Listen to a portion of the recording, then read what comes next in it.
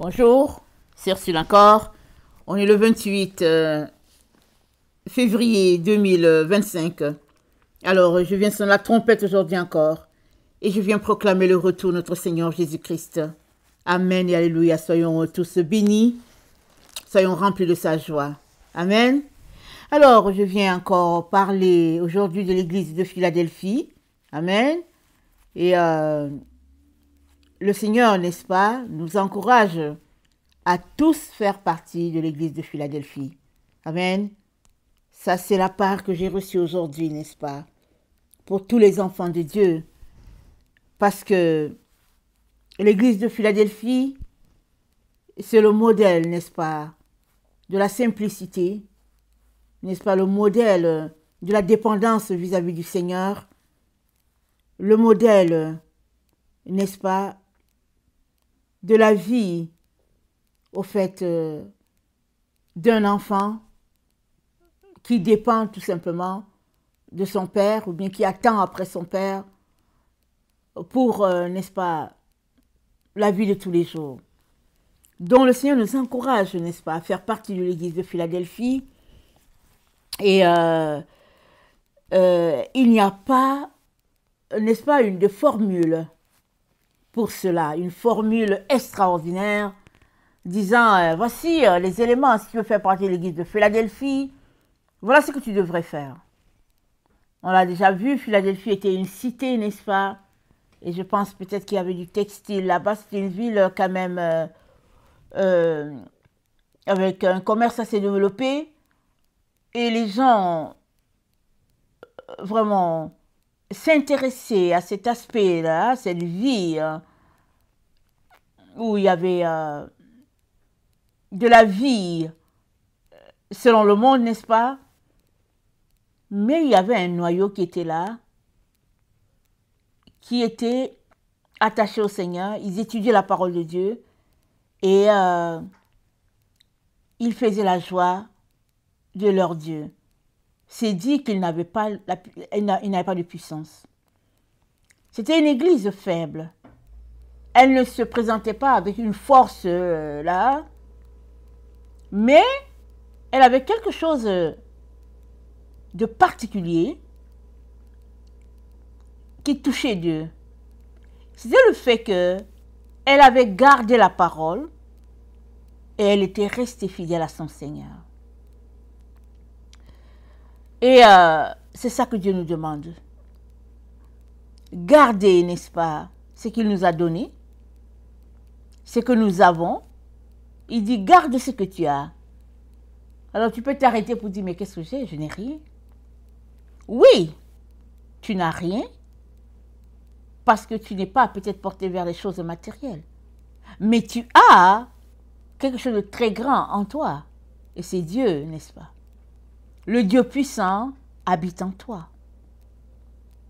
Par son Saint-Esprit. Ça, c'est ce que tu as. Et cette part-là, personne ne peut te l'enlever. Quand Marthe est allée voir Jésus pour lui dire, dis à ma soeur de m'aider dans les travaux de cuisine. Parce que la visite était chez eux. Et puis Marthe s'activait, n'est-ce pas, à préparer pour qu'à la fin ils puissent manger. Marie, elle était assise. Écoutez l'enseignement de Jésus. Et puis donc Marthe s'activait. Peut-être que Marthe était la grande sœur, on ne sait pas. Et Marie avait trouvé quelque chose, n'est-ce pas, de plus important que de recevoir les gens ou quoi que ce soit. Et c'était la présence du Seigneur qui était là. Jésus n'habitait pas à Béthanie, mais quand il se déplaçait et qu'il venait là, alors il enseignait et puis la ville accourait, n'est-ce pas, parce que Jésus était chez ses amis, Marie, Marthe et Lazare. Et Marie était au pied de Jésus, elle écoutait les enseignements de Jésus. Et quand Marthe a dit à Jésus, mais dis à Marie de venir m'aider, et Jésus-Christ lui a dit, Marthe, tu te fatigues pour beaucoup. Marie a choisi la bonne part. qui ne lui sera jamais ôté. Et c'est ça que l'église de Philadelphie avait. Une part qui jamais ne peut lui être ôtée. Quand le Seigneur Tout-Puissant règne en toi, qu'il est assis dans son temple en toi, mais voilà, qui peut le déloger? Amen. Si le Dieu de gloire est assis dans son temple, n'est-ce pas, c'est que il est content d'habiter, n'est-ce pas, dans ton corps, parce que tu as dégagé tout ce qu'il fallait dégager, et il est dans son sanctuaire. Dieu est dans son sanctuaire. Amen. Qu'est-ce qu'il faut de plus? Il n'y a rien de plus extraordinaire, n'est-ce pas, que Jésus-Christ habitant pleinement en nous. Alors il nous dit, n'est-ce pas, de faire partie de l'église de Philadelphie. Et c'est le message que je nous apporte aujourd'hui. Et il n'y a pas un autre message que Jésus-Christ a donné que dans Matthieu 7. Il n'y a pas une formule extraordinaire, pardon. Il n'y en a pas. Il n'y a que le message tout simple de Jésus. Ça se trouve dans Matthieu 7. Amen. Et au verset 13, Jésus-Christ dit, « Entrez par la porte étroite, car large est la porte, spacieux est le chemin qui mène à la perdition, et il y en a beaucoup qui entrent par là. Mais étroite est la porte, resserrez le chemin qui mène à la vie, et il y en a peu qui les trouvent. » Amen. Il dit, « Entrez par la porte étroite. »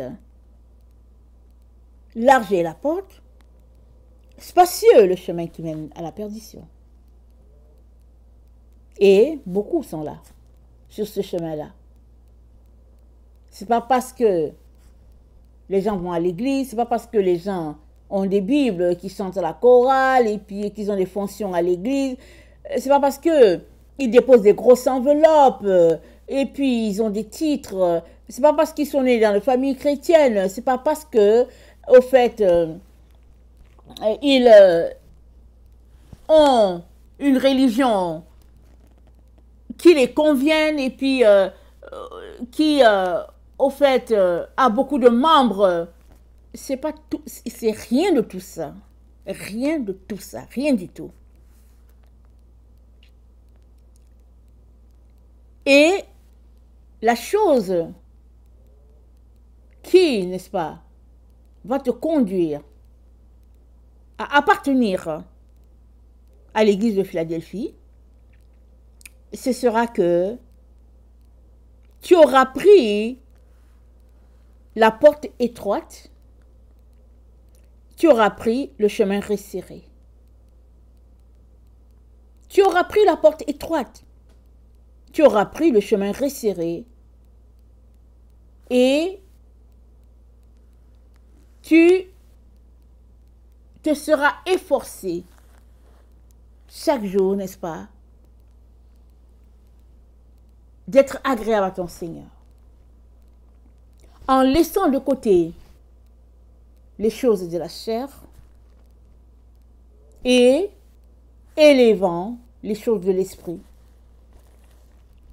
Alors, Jésus-Christ dit,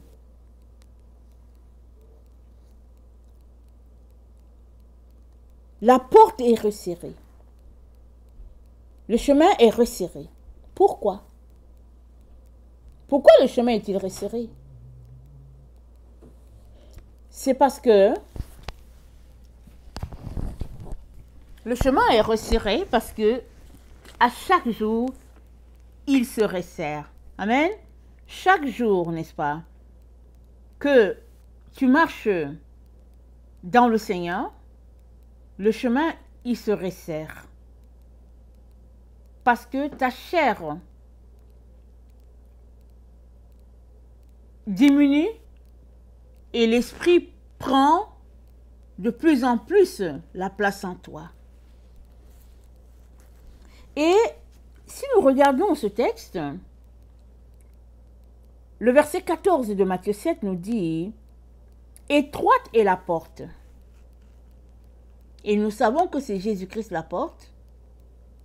Elle est étroite parce qu'il y a des milliers de solutions qui s'offrent à nous comme porte. Des milliers de solutions. Et même dans les milliers de solutions qui s'offrent à nous, il y en a parmi qui sont des solutions qui prônent Jésus-Christ. Amen. Parmi la porte, les différentes portes là, il y en a qui se réclament de Christ. Et tu pourrais l'emprunter, te disant Jésus-Christ est ici. Pour te rendre compte par après que, au fait, oui, c'était le nom Jésus qui était prôné à cet endroit, mais en fait, ce n'est pas Jésus qui est élevé. C'est plutôt une personne ou bien une doctrine quelconque. Amen. Alors, la porte, elle est étroite. Parce que Jésus-Christ, c'est lui la porte. Et il dit, toutes les autres personnes qui sont venues sont des brigands. On regarde ça dans Jean. Dans Jean 10, il nous dit, au verset 7, Jésus leur dit, en vérité, je vous le dis, je suis la porte des brebis. Tous ceux qui sont venus avant moi sont des voleurs et des brigands. Mais les brebis ne les ont pas écoutés. Je suis la porte. Si quelqu'un entre par moi, il sera sauvé. Il entrera, il sortira, il trouvera du pâturage. Le voleur ne vient que pour détruire et dérober. Moi, je suis venu afin que la brebis ait la vie, afin que les brebis aient la vie, qu'elles soient dans l'abondance. Je suis le bon berger. Le bon berger donne sa vie pour ses brebis. Donc voilà, Jésus c'est la porte. Elle est étroite parce que tu entres par cette porte sont les conditions de Jésus. Et la condition de Jésus, elle est simple. On ne pouvait pas on ne pouvait pas avoir accès à Dieu. Nous avons été privés par le péché. Nous avons été privés de la présence de Dieu par le péché. Jésus-Christ a payé ce que nul ne pouvait payer. Il a payé de sa vie. Et il est devenu la porte. Si tu passes par lui, tu arriveras au Père. Parce que Jésus-Christ, c'est le don de l'Éternel à toute l'humanité. Voilà pourquoi la porte elle est étroite. Et une fois que tu entres à l'intérieur de cette porte-là, c'est-à-dire une fois que tu acceptes Jésus, elle est resserrée. Parce que tu as besoin de te dépouiller de tous tes bagages pour avancer. Une fois que tu entres, alléluia, vraiment on est content, l'Éternel est content et les cieux sont contents. Jésus-Christ dit c'est la fête au ciel. Une fois que tu es sauvé, toi-même tu es en parfaite joie. C'est là que l'ennemi va te combattre. Il va te combattre afin de t'empêcher d'avancer. Et toi, tu as besoin de te dépouiller. Et l'étau, n'est-ce pas, se referme petit à petit sur les obstacles. Parce que toi, tu te sanctifies, tu te purifies, si bien que tout devient vraiment étroit, ça se resserre, mais ça ne se resserre pas sur toi. Ça se resserre, n'est-ce pas, sur toutes les différentes possibilités qui sont là. Parce que tu pourrais avoir envie de fuir en disant, c'est trop compliqué. Et même c'est ça qui arrive à toutes ces personnes-là qui marchent avec Jésus. À un moment donné, la situation est tellement compliquée qu'ils démissionnent. Ils marchent avec Jésus et ils démissionnent. Si on regarde Genèse 5, il y a une partie là qui accroche. N'est-ce pas, ça accroche. On n'a pas tous les détails. C'est Dieu qui va nous révéler tout ce qu'il y a dans tout ça. Mais dans Genèse 5, c'est dit... Attendez, je vois.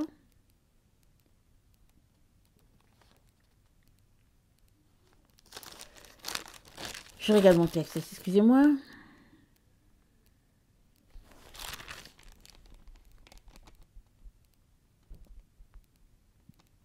Non, je ne retrouve pas ça dans cette version. Je ne retrouve pas dans cette version. Mais c'est la phrase qui dit Adam a marché avec Dieu. Amen. Adam a marché avec Dieu. Jusqu'à ce que un jour, le péché l'en prive.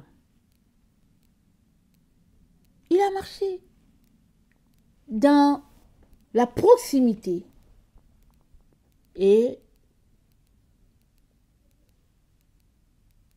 il y a eu la séparation après. Et c'est dit, si j'ai bonne mémoire, c'est à peu près comme 130 ans. C'est ça qu'il y a une version qui le dit. C'est dit que, c'est pour dire que chaque jour, nous avons besoin de rester connectés avec notre Seigneur, dans l'étroitesse, dans l'intimité, pour ne pas faillir. Et si on tombait, n'est-ce pas, c'est dit qu'on a un avocat auprès du Père. Mais on ne marche pas avec Jésus-Christ pour tomber. C'est-à-dire, on ne se lève pas le matin pour dire que, ok, aujourd'hui, c'est la journée où je vais tomber, je vais aller un peu me délecter des choses de la chair. Mais non. Quand on marche avec Jésus, on garde le focus sur lui. On vit pour lui plaire. Voilà la marche avec le Seigneur. On vit pour lui plaire et de plus en plus, ça devient serré. Ça devient étroit. On pourrait perdre tous nos amis, tous les membres de notre famille. On pourrait perdre plein de choses. Mais on doit continuer de marcher. Parce que Jésus-Christ, c'est notre tout. Amen, c'est notre tout. Alors, ce qui ferait, par exemple, que tu quittes ce chemin resserré-là, c'est la séduction. La séduction peut faire que tu quittes ce chemin, ne sachant pas que tu es séduit. Parce qu'une personne qui est séduite ne sait pas qu'elle est séduite, au fait. Ok, il y en a qui savent et puis ils vont continuer dedans. Mais plusieurs ne savent pas qu'ils sont séduits. Ils pensent être sur le chemin et puis ils avancent, n'est-ce pas? Et dans 2 Pierre,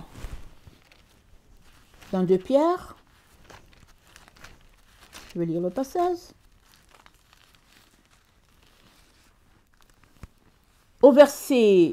Dans 2 Pierre 1, le verset 3, c'est dit « Comme sa divine puissance nous a donné tout ce qui contribue à la vie et à la piété au moyen de la connaissance de celui qui nous a appelés par sa propre gloire et par sa vertu, lesquels nous assurent de sa part les plus grandes et les plus précieuses promesses, afin que par elles, vous deveniez participant de la nature divine, en fuyant la corruption qui existe dans le monde par la convoitise. On doit fuir la corruption qui existe dans le monde.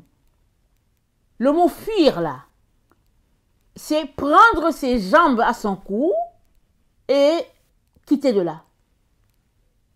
Et c'est dit quoi? C'est dit que la corruption est due à la convoitise. La convoitise des yeux, la convoitise des oreilles, la convoitise et la convoitise. Qu'est-ce que Dieu nous dit? Il nous dit, n'envie pas les choses de ton prochain, ni son bœuf, ni sa femme, ni les enfants, ni ses chaussures, rien, n'envie rien de personne. Il a une voiture jaune, c'est une Lamborghini.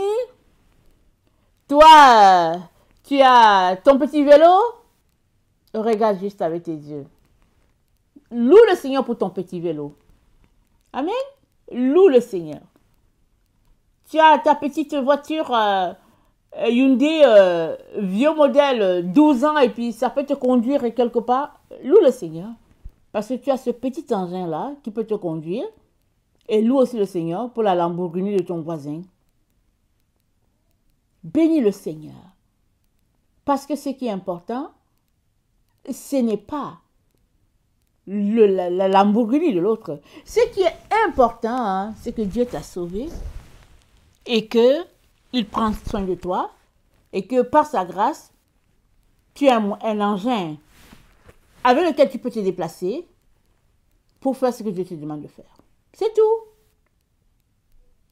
Détourne tes yeux, ton attention de quoi que ce soit qui pourrait se placer entre Jésus-Christ et toi. Détourne ton attention. Parce que très souvent, quand tu es accroché à quelque chose, c'est là que l'ennemi vient s'accrocher autour. C'est comme un essaim d'abeilles. Hein? Alors ça fait le tour, là, ça s'accroche, et puis c'est sucré, là, ça se colle, et puis ben voilà. Et ça reste, et puis les autres viennent, et puis les autres viennent, et puis les autres viennent, et puis ça se colle, ça se colle, ça se colle. Alors, ôte de toi cette convoitise-là, qui est comme une tache qui est là, et qui peut, n'est-ce pas, s'agrandir, et puis faire tache d'huile dans tout ton corps, pour une petite envie. Voilà pourquoi Pierre dit, fuyez la corruption qui existe dans le monde par la convoitise. Et c'est la corruption qui pourrait te ramener, n'est-ce pas, en arrière, alors que tu as déjà parcouru ce chemin-là, parce que justement, tu n'as pas su que tu venais de t'associer à un faux prophète qui comptait monts et merveilles. C'est dit au verset 16, vous les reconnaîtrez à leurs fruits. Cueille-t-on des raisins sur des épines ou des figues sur des chardons? Tout bon arbre porte le bon fruit, mais le mauvais arbre porte le mauvais fruit. Un bon arbre ne peut porter de mauvais fruits, ni un mauvais arbre porte le bon fruit. Amen. Qu'est-ce que Dieu est en train de dire?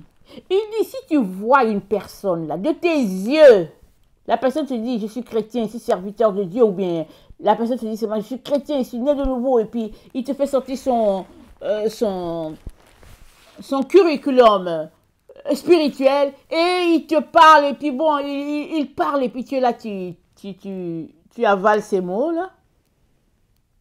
Dieu dit, regarde ses œuvres, et tu sauras si la personne est enfant de Dieu ou pas. Maintenant, si tu ne connais pas ses œuvres, parce que tu as pris la personne sur YouTube, et puis quoi, tu ne sais pas, regarde seulement comment la personne parle, ou bien comment la personne est habillée. Tu sauras. Tu sauras. Parce qu'un enfant de Dieu, ça ne se cache pas. C'est ça que Dieu dit. Il dit, ok, il y a les faux prophètes, tu ne sais pas reconnaître, il dit, ok, regarde le fruit. Parce que si l'arbre est bon, le fruit ne peut pas être mauvais. C'est pas possible. Tu enfantes de la même espèce que toi. C'est pas possible d'enfanter quelque chose, n'est-ce pas, différent de toi. Même si la corruption existe par-ci, par-là, par-ci, c'est ça que la Bible dit, il dit, le fruit va te faire savoir qui est la personne. Le fruit. Amen.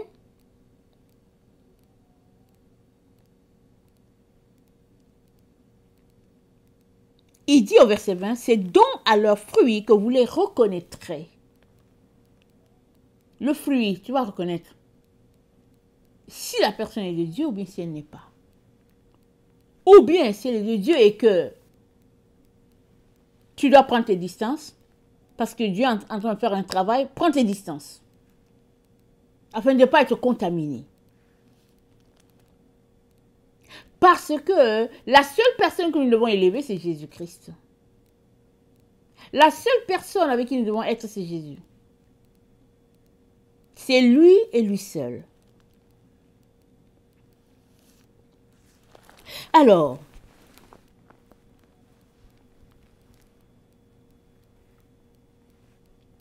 dans Matthieu 7, 14, c'est dit, pardon, oui, Matthieu 7, 14, c'est dit, mais étroite est la porte, resserrez le chemin qui mène à la vie, il y en a peu qui les trouvent. Amen. Parce qu'une fois que tu prends la porte, tu empruntes aussi le chemin. Les deux sont là. Il y a la porte s'ouvre. La porte, c'est Jésus, elle s'ouvre, alors tu prends le chemin. Amen. Et le chemin de Jésus, il est resserré. Il y a plusieurs qui ont emprunté le chemin de Jésus. Et finalement, ils sont sur un chemin vaste. Et ils te disent, ils sont avec Jésus, mais le chemin est vaste. Avec toutes les possibilités de ce monde, de plaisir. Tu regardes et puis tu dis, ok. Jésus-Christ dit, ne va pas là-bas. Il dit, ne prends pas ce chemin. Même si c'est écrit une plaque Jésus, et que vraiment, c'est une grande église, tu regardes, les gens sont prospères, tout ce que tu vois, il dit, Jésus-Christ dit, c'est pas là-bas. Parce que mon chemin à moi Jésus, c'est un chemin étroit. Il est resserré. Et puis, ce n'est pas un chemin là où il y a le plaisir de la chair. C'est la marque avec Jésus, c'est le Saint-Esprit. C'est ça la marque avec Jésus. Le Saint-Esprit. Les œuvres de l'Esprit. Dieu dit, marchez selon l'Esprit, vous n'allez pas accomplir les désirs de la chair. Parce qu'ils ne vont pas ensemble. C'est deux voies parallèles. Ils ne se rencontrent pas.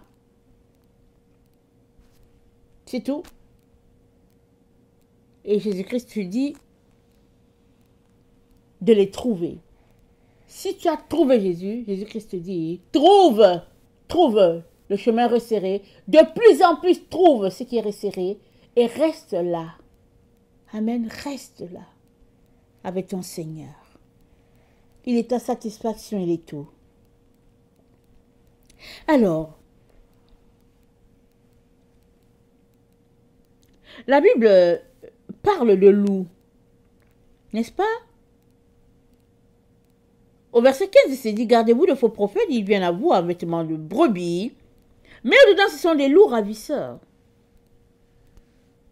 Les loups, il y en a qui sont carrément les ennemis de Dieu, et puis ils portent leur habit blanc, et puis ils se font passer pour des prophètes, et puis des églises, et puis ils en créent, et puis tout ça. Il y en a qui sont comme ça. Ils sont des loups, et puis c'est tout, et puis leur travail, c'est de séduire. Il y a d'autres, ils ont donné leur vie à Jésus, et ils ont fini par devenir des loups, parce que ils ont choisi d'adapter l'évangile de Jésus à ce qui les arrangeait eux. Et ils sont devenus des loups. ils ont besoin de se repentir pour retourner, n'est-ce pas, à la vérité de l'évangile. La vérité, n'est-ce pas? Amen. Et Apocalypse 3, le verset 3 dit, notre texte c'est Apocalypse 3, attendez, est-ce que c'est Apocalypse 3 ou bien Apocalypse 2? Attendez, je ne veux pas vous induire en erreur, je veux m'assurer que je vous donne la bonne référence. Amen. Alors, Apocalypse 3, le verset 3 dit, oui, « Rappelle-toi donc comment tu as reçu et entendu, et garde, et répands-toi, si tu ne veilles pas, je viendrai comme un voleur. » Jésus-Christ nous dit de faire partie de l'église de Philadelphie. Il nous dit, voici le modèle. Il nous encourage. Et c'est dit, si tu ne veilles pas, je viendrai comme un voleur. Tous ceux-là qui marchent avec Jésus veillent. Ils veillent sur eux-mêmes, sur les autres. Et ils font attention, n'est-ce pas, pour ne pas prendre n'importe quel chemin, n'importe quel sentier. C'est ça, veiller. C'est-à-dire être alerte, être aux aguets, être avisé. Tu ne te mets pas là tout de suite pour dire, ok, d'accord, je vais faire ceci, et puis tu te lèves, et puis ça va faire. Mais non. Quelqu'un qui est avisé, qui est alerte, s'assure que cela vient de Dieu. S'assure que c'est Dieu qui est en train de lui dire, prends telle direction, prends telle autre. Parce que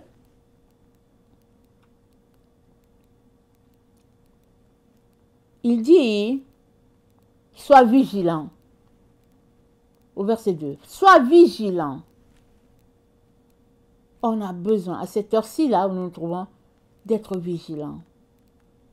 Qui est-ce que tu écoutes sur YouTube? Qu'est-ce que tu regardes? Qu'est-ce que tu regardes? Il faut faire attention. Il faut faire attention. Parce que ce n'est pas tout qui porte, n'est-ce pas, le nom de Jésus, qui est vraiment empreint de l'Esprit de Dieu. Il y a beaucoup de choses qui sont là, en ligne, qui sont que de contrefaçon. Et en tant qu'enfant de Dieu, tu dois tout faire pour garder la lumière, n'est-ce pas? Tout faire pour être connecté et puis rester connecté et t'assurer que Dieu est dans ce qui se passe. Assure-toi. La séduction, elle est partout, partout, partout. Et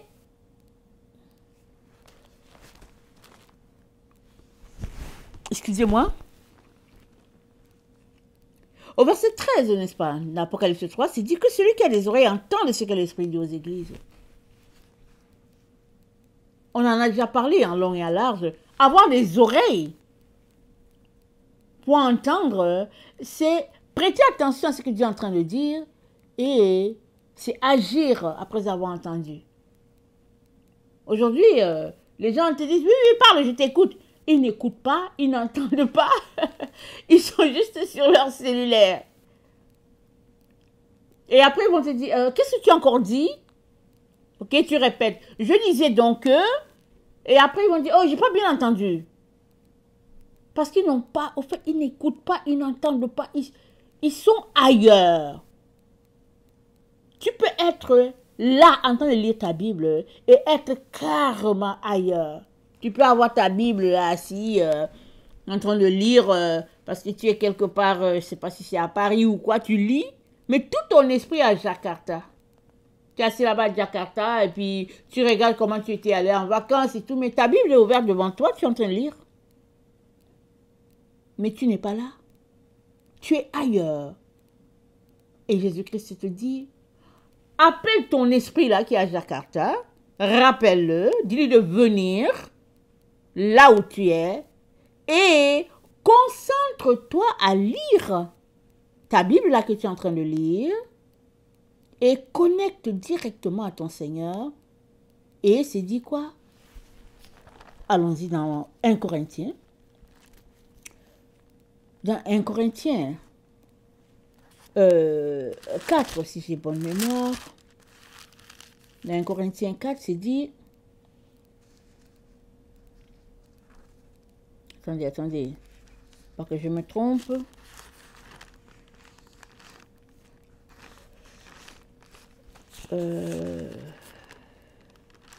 Attendez. Alors, c'est dans 2 Corinthiens 3, le verset 18. Excusez-moi. Ça m'a pris un peu de temps pour retrouver le passage. 2 Corinthiens 3, le verset 18. Ça dit, nous tous qui, le visage découvert, contemplons comme dans un miroir la gloire du Seigneur, nous sommes transformés en la même image de gloire en gloire comme par le Seigneur l'Esprit. Nous qui, le visage découvert, contemplons dans un miroir. Mais le miroir, c'est où? Le miroir, c'est la Bible. C'est la parole de Dieu. C'est ça notre miroir. Amen. C'est ça le miroir. Tu contemples le visage du Seigneur dans le miroir. Alors que tu lis, tu peux te peindre le visage de Jésus. Tu peux le voir pendant que tu lis. Tu vois s'il est doux. Tu vois comment il est, s'il est amour, s'il est compassion, s'il est bonté. Tu regardes son caractère. Pendant que tu lis, tu vois le caractère de Jésus-Christ qui saute. Ça te saute, ça dit, en plein visage. Ou bien tu peux être en train de lire et puis tu peux te rendre compte que, il y a quelque chose qui ne va pas ici. Parce que ici, ça coïncide, ça ne cadre pas avec ce que Dieu aimerait pour moi. Et Seigneur, pardonne-moi. Ma façon de penser, ce n'est pas correct. Seigneur, pardonne-moi, je pense qu'ici, j'ai fait une erreur. Je ne devrais pas. Amen. C'est ça le miroir. Le miroir, c'est la parole de Dieu. Tu contemples ça là, alors que tu prends du temps avec lui. Mais si tu es assis, disant que tu prends du temps avec lui, mais que tu es ailleurs, si on prend le cas de Jakarta, comme on vient de le prendre, ça veut tout simplement dire que tu n'es pas en train de contempler le visage de Jésus. Tu ne pourrais donc pas, n'est-ce pas, rester en communion avec lui. Si alors que tu lis, tu es ailleurs, ça veut dire que l'endroit où tu es, l'endroit où se trouvent tes pensées, c'est là-bas que tu es au fait. Et tu as besoin de vite revenir là, en train de lire ta Bible pour dire, Seigneur Jésus, viens à mon secours, aide-moi. Aide-moi à me concentrer, aide-moi à connecter avec toi, aide-moi, n'est-ce pas, à marcher selon tes voies. Et imprègne en moi ton image. Imprègne cela. Comme de l'encre indélébile, Seigneur. Imprègne ton visage en moi. Imprègne tes sentiments, tes émotions. Imprègne-les en moi. Afin que je puisse savoir qui tu es. De telle sorte que si tu es en colère, fâché contre quelqu'un, si tu lis ta Bible et que tu cherches le Seigneur, tu vas juste te demander pardon pour dire, Seigneur, je suis fâché.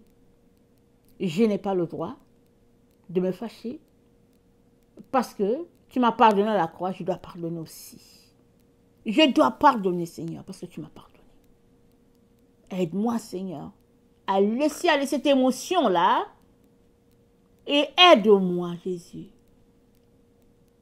à laisser aller. À laisser aller. Et à mener une vie remplie d'amour. Afin que ceux-là qui ne te connaissent pas puissent te connaître. Ou bien ceux-là qui disent te connaître, mais qui sont en train de marcher selon la chair et les émotions, que ceux-là puissent laisser cette façon de faire et épouser parfaitement ta vie. Et c'est la vie de l'esprit. Amen. C'est la vie de l'esprit. C'est la vie de l'amour. La vie de la soumission à son Seigneur.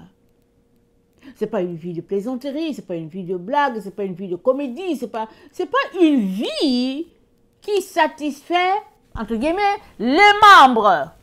Parce qu'aujourd'hui, on fait partie, n'est-ce pas, de l'Église de Jésus, mais on est plein, on est nombreux, n'est-ce pas, à faire partie d'une communauté et on travaille pour le bien de la communauté. Si la communauté est bien, alors tout est bien. Mais Jésus-Christ nous dit, non, c'est moi et moi seul qui vous a sauvé. C'est moi et moi seul qui peut vous aider. Parce que tout ce qui est ténèbres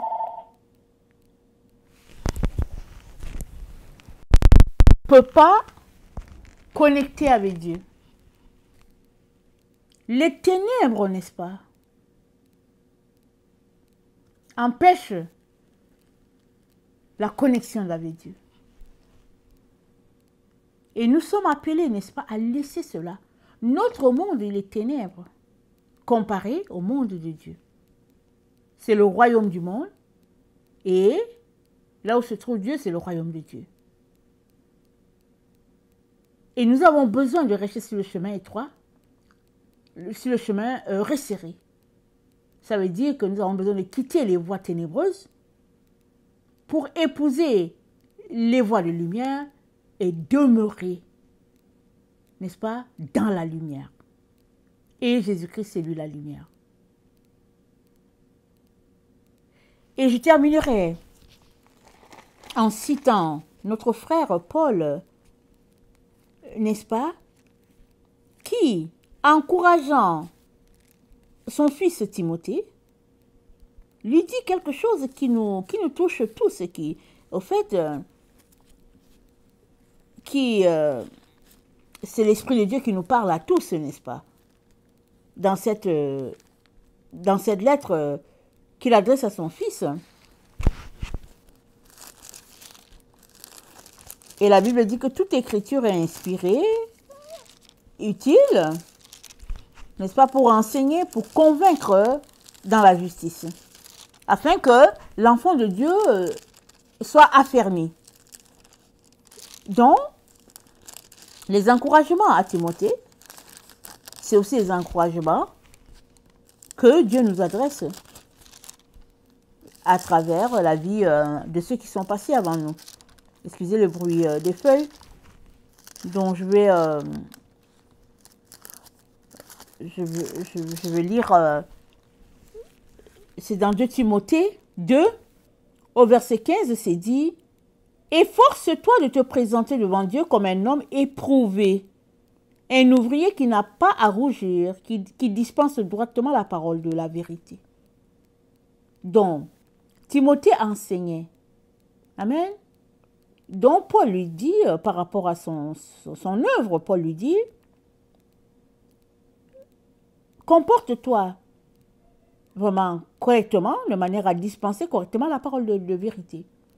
Mais toi, il se pourrait que tu sois appelé ailleurs.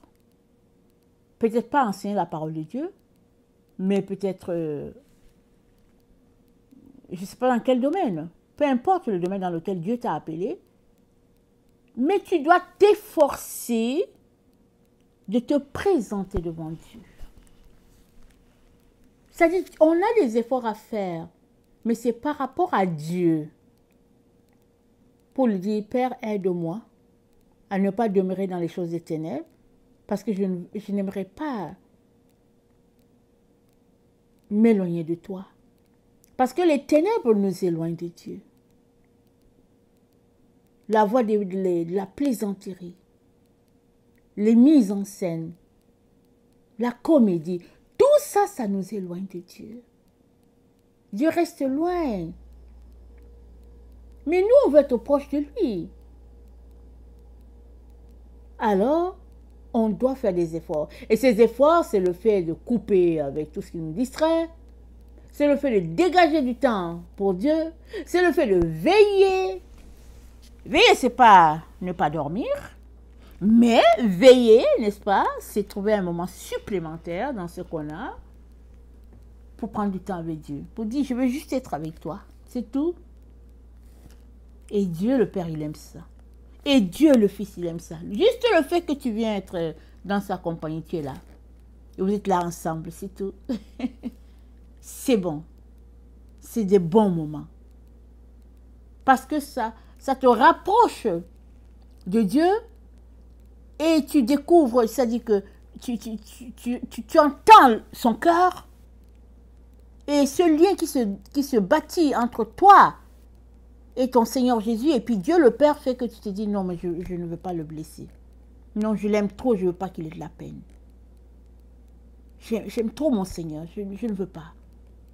Et tu vas choisir Jésus au lieu de choisir les autres choses. Amen. Alors, l'église de Philadelphie, ce n'est pas pour les autres. C'est pour nous tous. Amen. C'est pour nous tous. Alors que le Seigneur entende tes prières, tes soupirs, d'être proche de lui, que le Seigneur entende cela. Ça, c'est ma prière, n'est-ce pas? Qu'il nous entende et qu'il nous aide à nous améliorer, à nous efforcer pour lui être agréable. Amen. Que le Seigneur bénisse sa parole. Amen et alléluia. Amen.